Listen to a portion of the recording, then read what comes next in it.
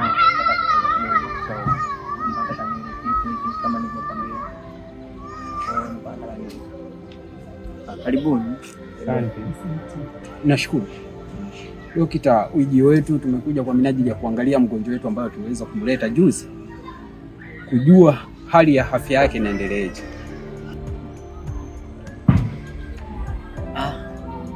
Mgonjwa wenu anaendelea vizuri. Kwanza mlifanya jambo jema sana kumfikisha kwa huduma zaidi.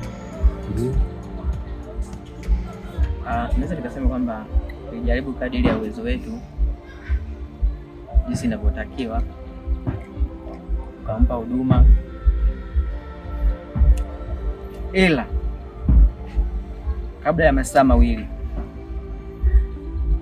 kurudi kuja kumwangalia mgonjwa tukamkuta katika kwenye hali mbaya sana. Hata maandiko yanasema kuwa binadamu aliyezaliwa na mwanamke siku zake za kuishi si nyingi. Hivyo ndugu yenu tunaye tena ndugu yangu, na maana amekufa. Tukimaanisha ni kweli. Baba, usilie, kaza moyo, angalia taratibu, kuja kumtoa mtu wako. Mwanangu amekufa. Baba, hapa sio sehemu husika ya kulilia. Kuna wagonjwa mtaletea hatari zaidi. Kwa hiyo ningeomba umtoe mama.